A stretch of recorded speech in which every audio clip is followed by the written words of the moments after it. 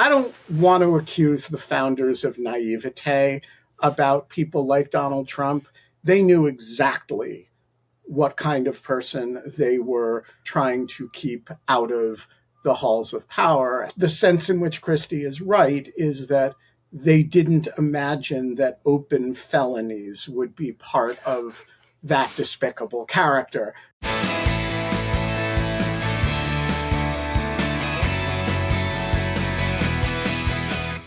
Welcome to a new episode of The Trump Trials. I'm Charlie Sykes. One of the extraordinary things about 2024, and there are so many, is that the former president of the United States, the leading candidate for the Republican presidential nomination, will spend much of his time in courtrooms, state courtrooms and federal courtrooms, facing not only 91 felony counts, but serious allegations of fraud.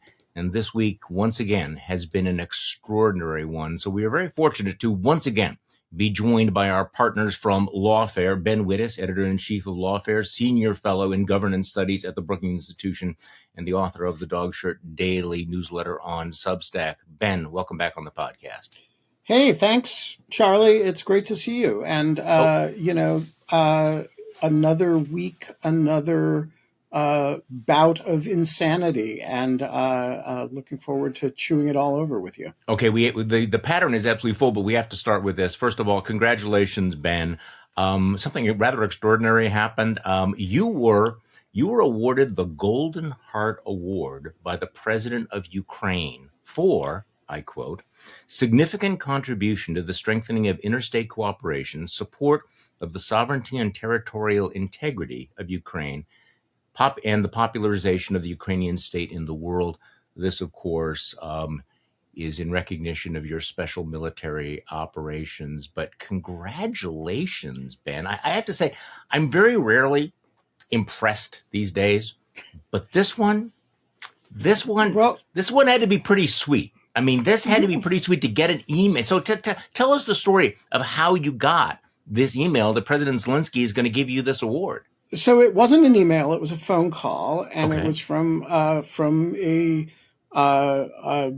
friend at the embassy here in Washington, the Ukrainian embassy here in Washington, and he called me, and I picked up the phone, and he said, "Congratulations," and I said, "For what?" And then he informed me. Now, I had known that the embassy had nominated me for this, Really? Ambassador Makarova, and it just never occurred to me really that the president of Ukraine would. Who's busy? I mean, he was issuing a set of awards. That was one among, a number in that decree.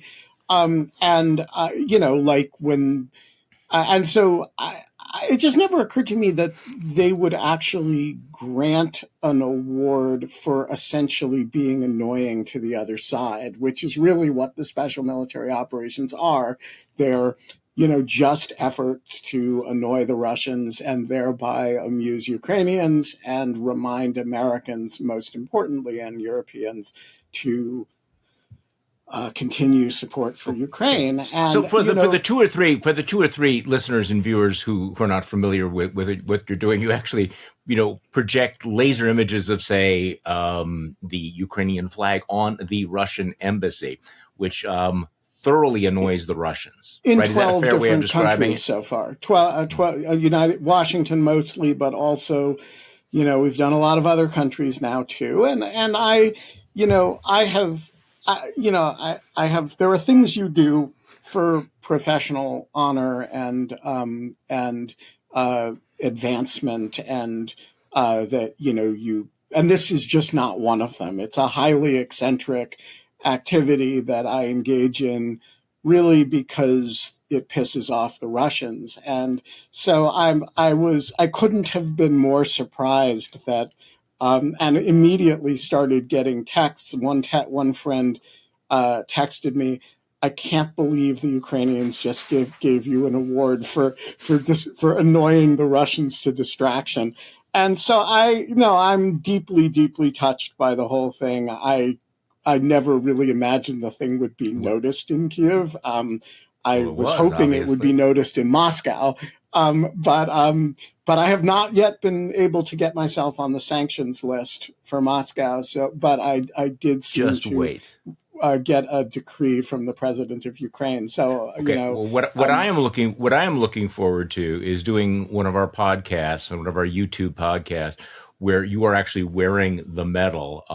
And I can hopefully do you. you'll I get it can do. directly from the president, but who I knows? can do you one better than that, Charlie. When I don't know what form, whether it's a medal or I don't know what it is physically, actually, but when it is presented to me, and I'm told that may take months, we should do a Bulwark podcast actually projecting. I can join Riverside from in front of the embassy, and we can take a YouTube. We can have occasional YouTube chat, and we can just have a conversation and in celebration. Well, that would be on brand because we aim to annoy on a regular basis.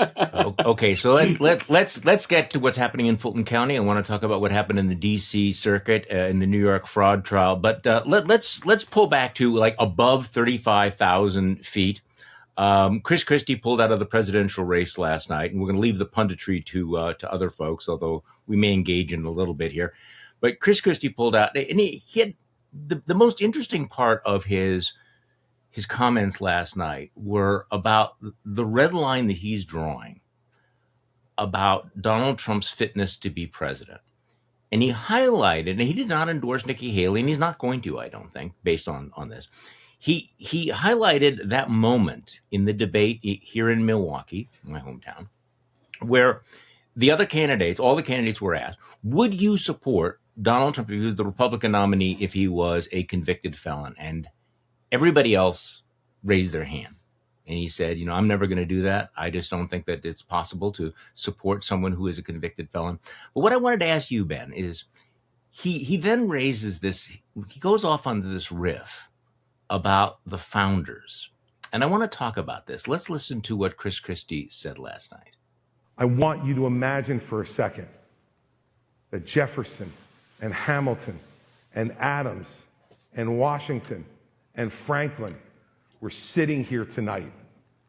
Do you think they could imagine that the country they risked their lives to create would actually be having a conversation about whether a convicted criminal should be president of the United States? I can't tell you how many people in New Hampshire have asked me, why isn't there a law against that? The answer is because nobody ever thought that someone would have the audacity to run for president as a criminal. And they never thought that any American electorate would actually support it. It's not their fault that they didn't put it in the Constitution along with 35 years old and a natural-born American citizen. They didn't think, let's throw in here, and not a criminal. They thought maybe we'd get that part. We're going to show them now whether we do or we don't in the next 10 months. Okay, Do Ben, we get it or don't we?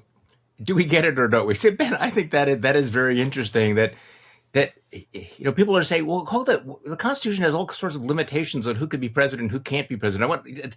But he's right. I mean, they never actually thought, and a convicted criminal. They just didn't think that was relevant. Is he right about this? That they just didn't conceive of this as a possibility?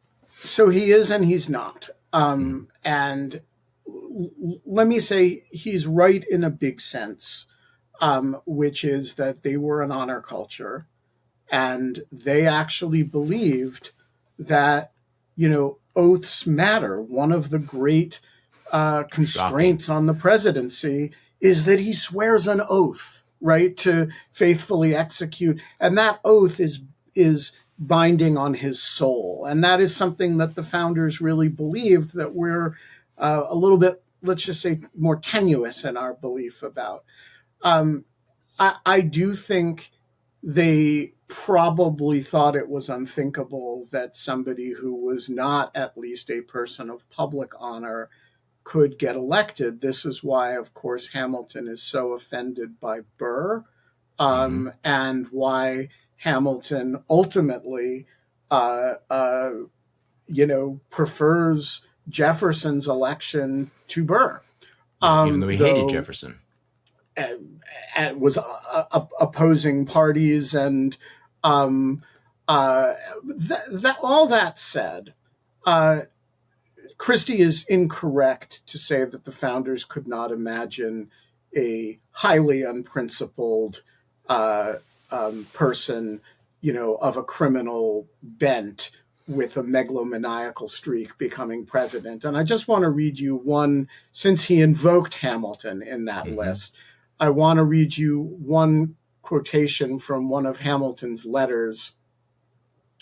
When a man unprincipled in private life, desperate in his fortune, bold in his temper, possessed of considerable talents, having the advantage of military habits, despotic in his ordinary demeanor, known to have scoffed in private at the principles of liberty, when such a man is seen to mount the hobby horse of popularity, to join in the cry of danger to liberty, to take every opportunity of embarrassing the general government and bringing it under suspicion, to flatter and fall in with all the nonsense of the zealots of the day, it may justly be suspected that his object is to throw things into confusion, that he may ride the storm and direct the whirlwind. So I don't want to accuse the founders of naivete about people like Donald Trump. They knew exactly what kind of person they were trying to keep out of the halls of power, and it was him, and they could describe him with remarkable precision. At least Hamilton could. I think the sense in which Christie is right is that they didn't imagine that open felonies would be part of that despicable character, but they were very afraid of the demagogue. It was one of their main anxieties in designing a government. Fair point. Okay, so and as I said, we're not going to get into too much punditry, but I did think it was interesting that Christie again made it clear that he was not going to endorse Nikki Haley, who did raise her hand there, and who has been really unwilling to go after this question of character, unwilling to say that a criminal, someone like Donald Trump, an inveterate liar, should not be president. So what do you mean, Charlie? She's said very clearly that chaos follows him wherever he goes, and that follows and him. She just passive voice. Just writes. No, he's the object of the sentence, not the subject. It's as though it's just something that happens to him. I don't see why you don't think that's adequate. Well, okay, let's play what happened last night during this sort of fake debate, this faux debate that took place last night on CNN between Ron DeSantis and Nikki Haley. This was the first chance they had to speak after Chris Christie pulled out of the race and kind of threw down the gauntlet about Trump's fitness. And Jake Tapper posed this question directly. So listen to the way Nikki Haley and Ron DeSantis answer the question about Trump's character. Governor Haley, when Governor Christie dropped out of the race just a few hours ago, he said the most important issue is, quote, the character of the candidate. Governor Christie also said he ran because he knew he would be the only Republican candidate to speak the truth about former President Donald Trump. Do you believe Donald Trump has the character to be president again? Well, I think the next president needs to have moral clarity. I think you need to have moral clarity to understand that it's taxpayer money, not your own money. I think you need to have moral clarity to understand that when you're dealing with dictators in the world, that we always have to fight for democracies and human rights and protecting Americans and preventing war. And so when you look at Donald Trump, I have said, I think he was the right president at the right time. I agree with a lot of his policies, but his way is not my way. I don't don't have vengeance. I don't have vendettas. I don't take things personally. For me, it's very much about no drama, no whining, and getting results and getting them done. So I don't think that President Trump is the right president to go forward. I think it's time for a new generational leader that's going to go and make America proud again. That's what I'm going to try and do. Governor DeSantis, what is your response to Chris Christie? Do you believe Donald Trump has the character to be president again? Well, I'm running because I'm the guy that's going to be able to engineer a comeback for this country. I appreciated what President Trump did, but let's just be honest. He said he was going to build a wall and have Mexico pay for it. He did not deliver that. He said he was going to drain the swamp. He did not deliver that. He said he was going to hold Hillary accountable, and he let her off the hook. He said he was going to eliminate the debt, and he added $7.8 trillion to the debt. And so we need to deliver and get this stuff done. Okay, so it's like both of them were up there, and they pressed the button of their usual, recycled talking points. But there's exactly what Chris Christie is talking about. Nobody else is actually willing to even come close to addressing the question of Donald Trump's character. Ben, your thoughts? Yeah. I mean, look, and it is notable that Chris Christie was polling so low that he had to drop out. This started as a pathology of Donald Trump and has been exported to be a policy of MAGA, and then MAGA has exported it to be a pathology of the Republican electorate. And I really don't know what you do about that. That's kind of Sarah Longwell's job. But I remain shocked by it, and I remain shocked by you guys ran a piece. I'm not going to name names in this, but about an old friend of mine, an old and close friend of mine, wondering about what had happened to him. And I have wondered about the same thing, about the same person. And there are a lot of people who should know better, who are, incapable of saying the words or even feeling the feeling that would lead you to speak the words, "This is unacceptable," and it is unacceptable for any political party in a two-party system. It's a little bit more acceptable in parties where that have a more diversity of a little more harmless. But in a system with in a country with a two-party system, you cannot have one of those two parties be at war with the idea of democratic self-government. And, it is unacceptable that neither Nikki Haley nor Ron DeSantis can bring themselves to say, I will not be part of a party that does not, embrace the ground rules of life in a democratic society. But by the way, that would be true if Donald Trump were not there at this point. Kate, this has been going on now for nearly 8 years, and it's interesting you would say that your disillusionment about your friend, because it's been happening for so long, and yet it's still, I have to say, still shocking when we see this kind of invasion of the body snatchers. One person after another. Who knows better? Who knows better? They know. Because really, it feels like 5 minutes ago, the question, would you support a convicted felon to be president of the United States, would be laughably easy to answer. It would not be controversial.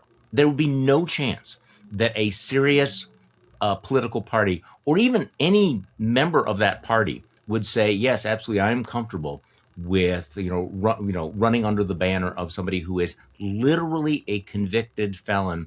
And now it's almost boilerplate. No, it's not almost boilerplate. It is boilerplate. It is required now. Even Chris Sununu, the governor of New Hampshire, who has been very critical of Trump, endorsed Nikki Haley last night, tells Caitlin Collins, yes, I will support him even if he is a convicted felon. I mean, Ben, this is still, even after all these years, it's still shocking. It is the Eugene Ionesco play Rhinoceros, which was written a long time ago about a different about a different political ecosystem in which people turned into rhinoceroses. And, it is notable that the Eugene Ionesco play Rhinoceros was considered absurdist theater, right? And now we are watching it in a very literal sense. And we're watching it, and have been for 8 years, 7 years. We're watching it happen to our friends. We're watching it happen to people we knew and respected. We are watching it happen to an entire political party. And we need to remember that the Ionesco play is absurdism, that it is not, prophetic. This isn't the normal progression of events, right? And that we need to retain our ability to be shocked by it, because the moment you accept it as not shocking, you've accepted that it has a legitimate place in the political system. Okay, we have to get to the cases, but I want to stick with this point because I want to stick with UNESCO for a moment, because this is part of what contributes to that feeling you've taken crazy pills in the morning. Because, you get up in the morning and you see the smart kids, the pundits saying, okay, well, let's now talk about, Nikki Haley versus Ron DeSantis in Iowa and what the implications are for the South Carolina primary and the New Hampshire primary. And I'm sitting there going, wait. Has anybody noticed that Fred over there has turned into a fucking rhinoceros? Right, exactly. There is a rhinoceros running through the halls of the hospital. People. It's like, and everybody, no, let's talk about it, as if somehow we are still in this normal world and nobody notices that the person sitting across the table from you has a fucking horn coming out of their forehead. Right. You know what I'm saying? So this is what we need to do. Excuse me, can I mention this? Well, you suffer from rhinoceros derangement syndrome. Goddamn right we do, because you're a fucking rhinoceros. There's a rhinoceros. Right. No, that's what we need to do. We need to stage a Zoom reading of Rhinoceros with the Bulwark community, and we can all get rhinoceros masks for the scenes where people turn into rhinoceroses. Oh, God. Okay. Now, this is a great segue for what happened. I'm looking at this piece from Adam Liptak in the New York Times, who was talking about this, who wrote a great second day take on Tuesday's extraordinary oral arguments for the D.C. Court of Appeals. And he starts the piece by noting that 8 years ago, even before the Iowa caucuses in 2016, Trump delivered one of his most famous lines, which has now become this sort of tired cliche. But he said, I could shoot somebody on Fifth Avenue and I wouldn't lose any voters. Well, what Liptak is pointing out is that his lawyer, John Sauer, basically made the same argument on Tuesday, that the Constitution says the same thing. And so I played this yesterday for General Mark Hertling, but I wanted to get your take on this amazing back and forth between Judge Florence Pan and the lawyer for the former president of the United States on this question about whether or not, this hypothetical, whether or not the president could order the murder of one of his political rivals. Let's play this again. And then on the other side, I want to get your reaction, Ben. Could a president order SEAL Team 6 to assassinate a political rival? That's an official act in order to SEAL Team 6? He would have to be and would speedily be, impeached and convicted before the criminal prosecution. What if he weren't? There would be no criminal prosecution, no criminal liability for that?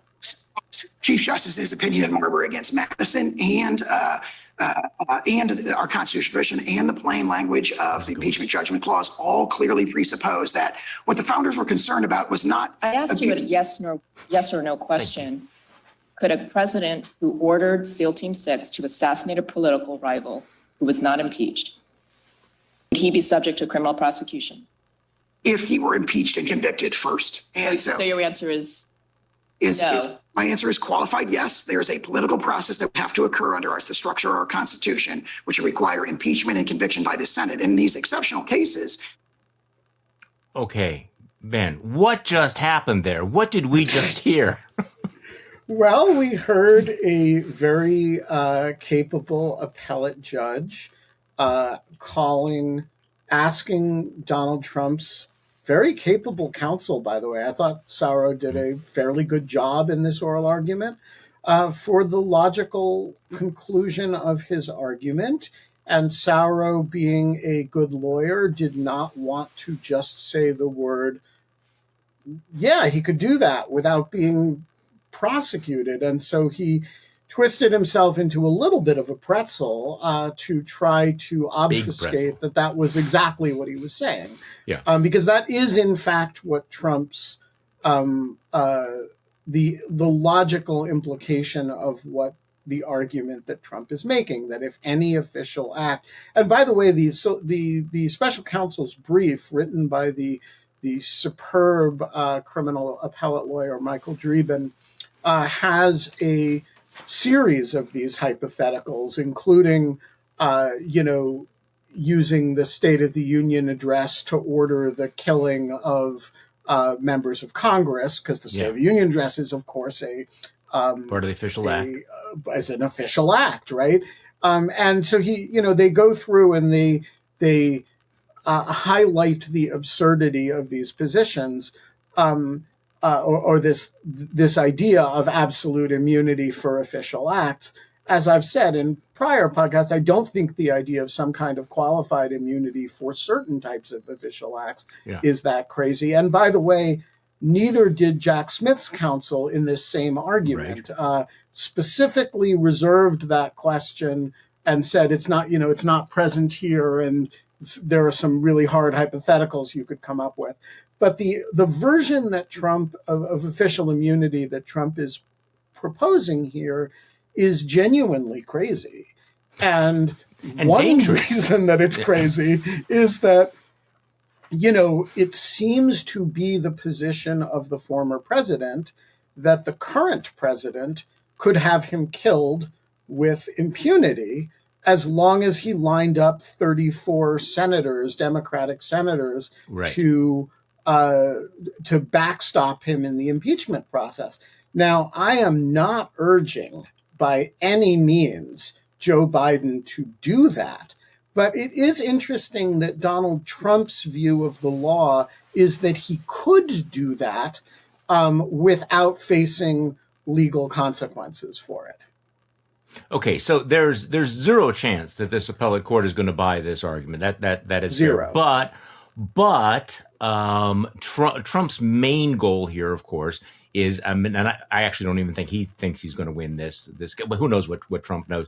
But delay is central to his entire strategy. So here's the question about the timing, and I know you've talked about this. He's going to lose this ruling by the 3-judge panel. He's going to appeal to the full court, for an en banc ruling, and that will take a little bit of time, and then he will appeal to the Supreme Court, which that could take weeks. So time is Donald Trump's friend. Delay is his friend. Give me your sense of what the timetable might be here, and whether he's going to be able to succeed in pushing off the one trial that I think poses the greatest existential danger to him in 2024. What do you think? Yeah, so I am optimistic on this score, but let me give you 3 different time frames that are dependent on different factors. The one I think is most likely is that the DC Circuit rules within the next few days. And says, no way, no how. And they might do that on jurisdictional grounds, or they might do that on substantive grounds. Those would produce a slightly different timelines, I think. Trump will, and then they have the option, and the special counsel has asked them to accelerate the delivery of the mandate. And just for those who are not appellate law folks, when an appeals court rules, the opinion actually doesn't do anything. What does something is a document called the mandate, which is delivered to the district court from which the appeal went, and directs them to do whatever the opinion says it's going to do. Usually the mandate waits for like a month or two to give time for another appeal. The special counsel has said, can you please issue the mandate in 5 days? And so that would force, if the DC Circuit did that, and I think it's likely because they know they're being taken advantage of here, that would force Trump to ask for an en banc review, the full court, or a Supreme Court review very quickly. Okay. The DC Circuit full court is not going to hear this case. That's just a stalling tactic. There's no chance of en banc review. No, because this is not a hard question. Okay. So as long as the panel doesn't do anything wacky, and as you could tell from Florence Pan's question, the panel is not heading in a wacky direction here. No. So as long as that's the case, there's no chance of full court review. So then the question becomes, what are the chances that the Supreme Court is going to get involved here? And nobody knows the answer to that question. And so one time frame is they get involved and they take their time on it. And in that case, you could really push this thing off by a few months. The other possibility is they get involved and they deal with it on a highly expedited basis, the way they're dealing with, for example, the Colorado matter, which they, granted cert in between the last time we talked and now. And the third possibility is that they don't hear it at all. They also know they're being taken advantage of for stalling for time. And I am much less confident that they will not play ball with being taken advantage of than I am about the full DC Circuit. And so I think you have three different time frames, and they largely depend on, whether the Supreme Court wants to not get involved at all, wants to get involved very quickly, or wants to get involved and slow the whole thing down. I think the most likely possibility is possibility 2, that we're looking kind of like at a month of Supreme Court review, maybe max, and then Tanya Chutkan will be able to hold her trial. That's that would be the best guess. Yeah. Okay. All right. Briefly, the New York fraud trial. We know how this is going to turn out, really, more or less. Yeah, the closing arguments is killing me on this one. Yeah, there's no suspense here, but I mean, the closing arguments are today, and Trump had sort of suggested that he might want to make some of the closing arguments. That's not going to happen. He wouldn't agree to the judge's requirements that he stick to relevant matters and not make a campaign speech. So that is that's going to wrap up.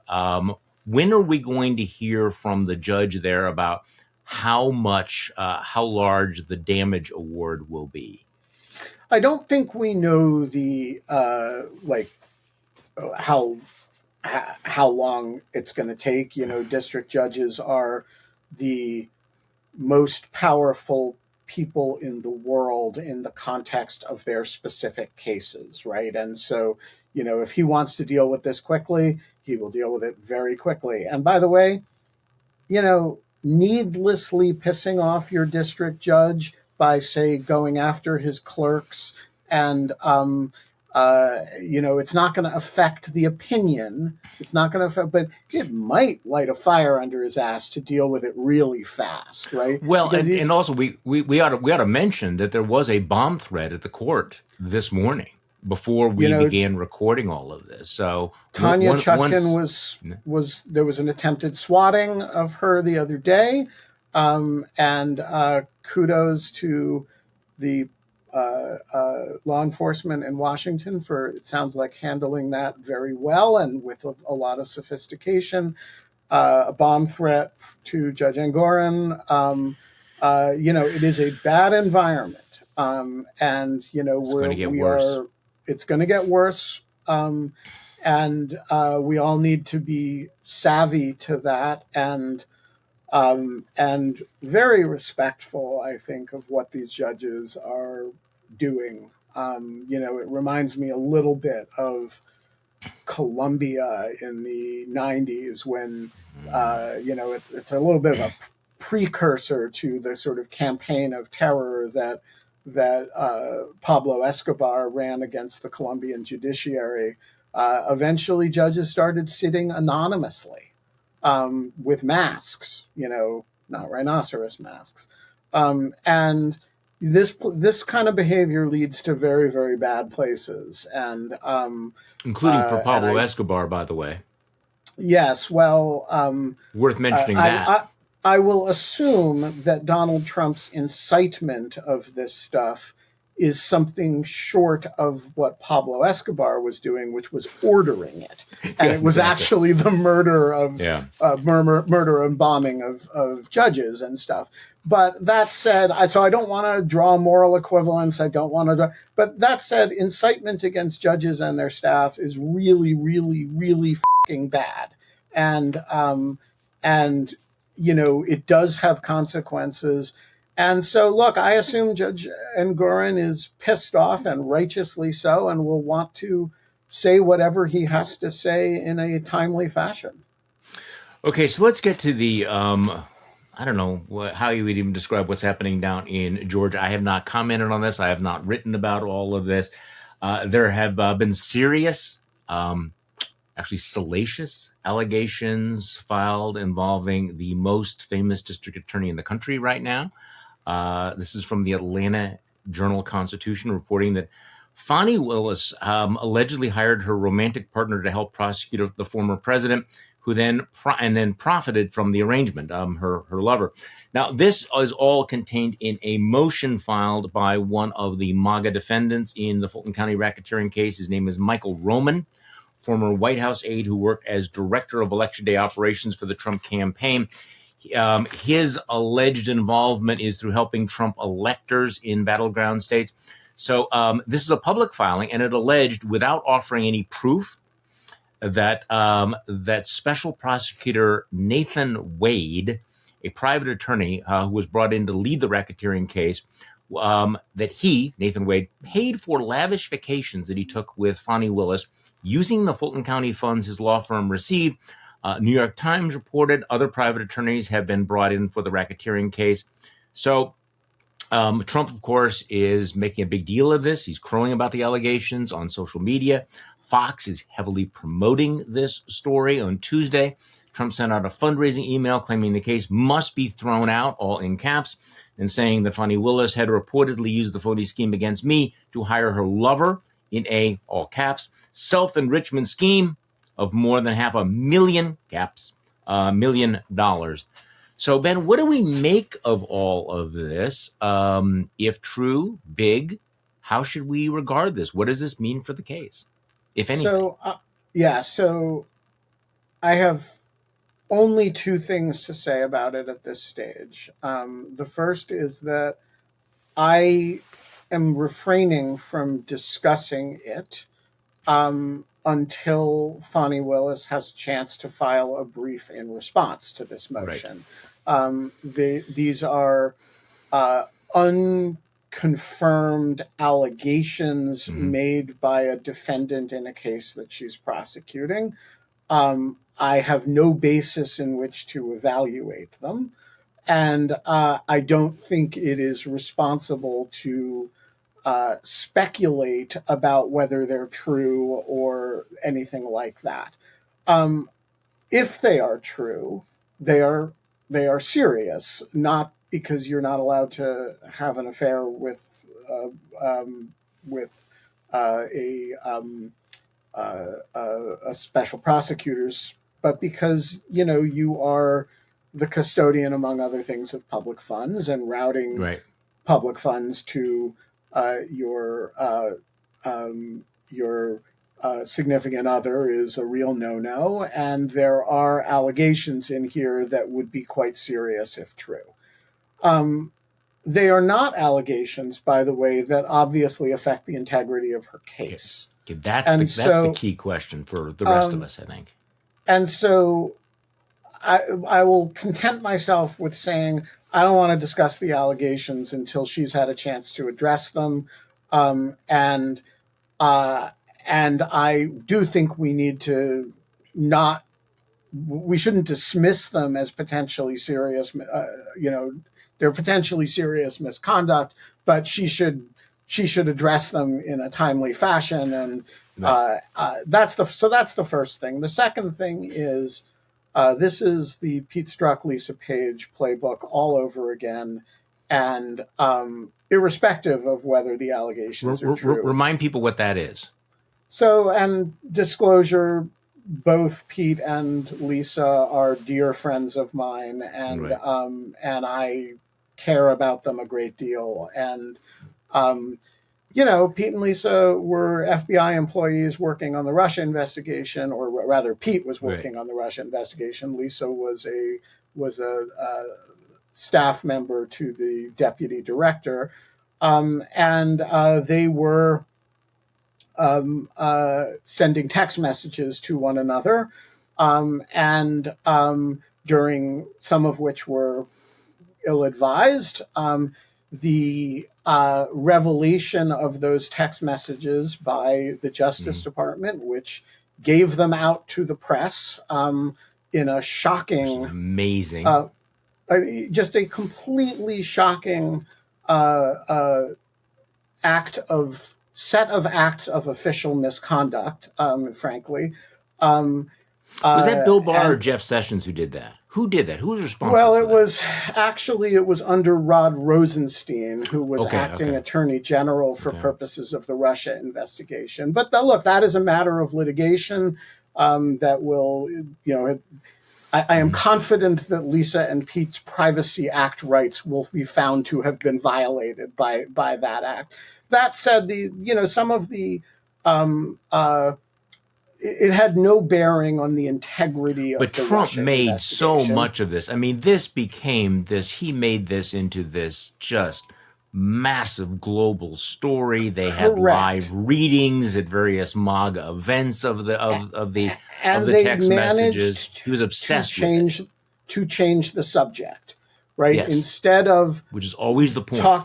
talking about what was at issue in the Russia investigation, they managed to talk about Pete and Lisa and their text messages. And Trump read their text messages, or pretended to read their text messages out loud while pretending to have an orgasm at a rally. Great moment in presidential rhetoric. Great Absolutely, moment yes. in I mean, presidential history. Yeah. And so the only thing I'm really willing to say about it at this time is, and we'll at some point we will have to evaluate whether we think it's true and how bad it is. Right. But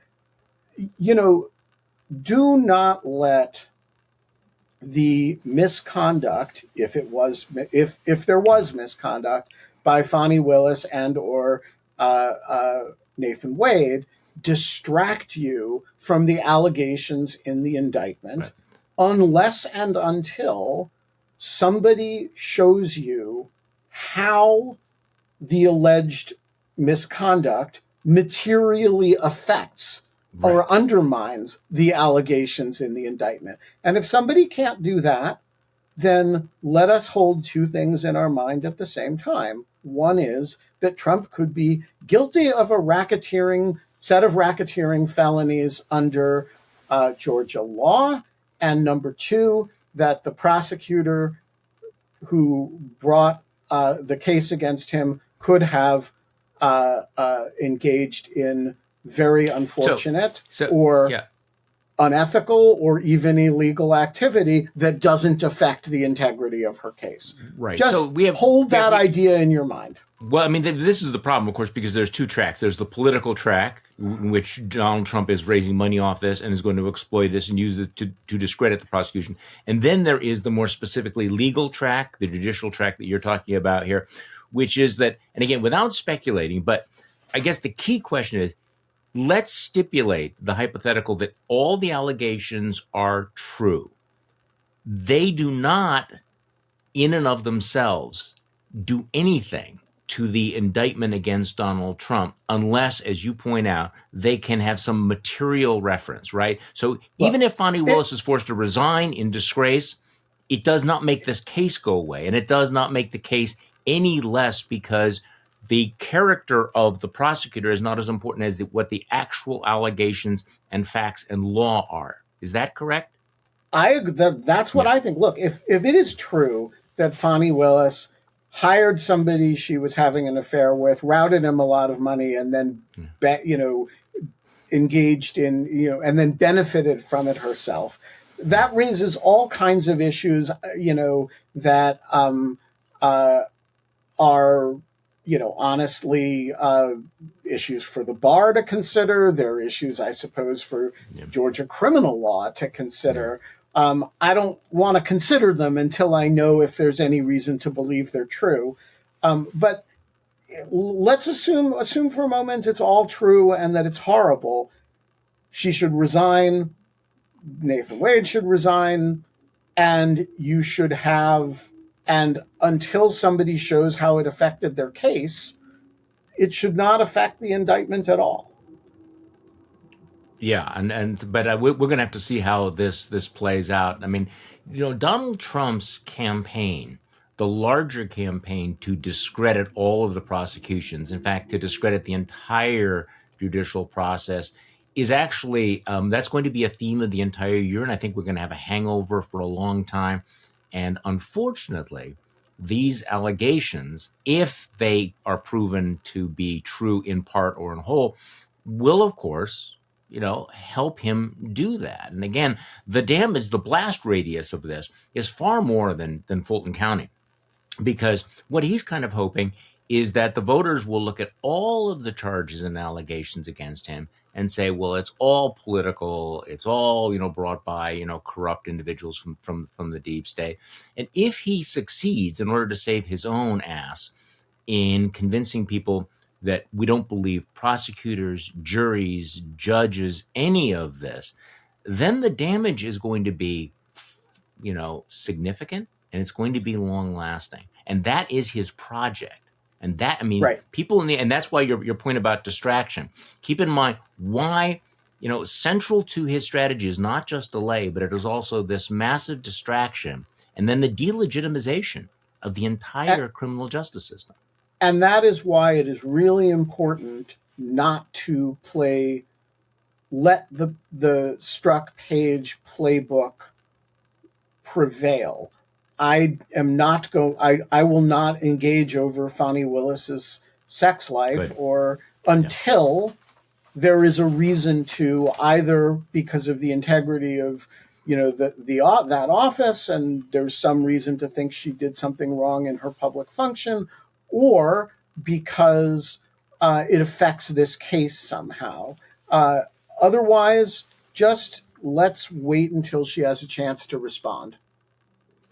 Fair enough. Let's leave it there. Ben Wittes is editor-in-chief of Lawfare, senior fellow in governance studies at the Brookings Institution, and the recent recipient of the Golden Heart Award from the president of Ukraine.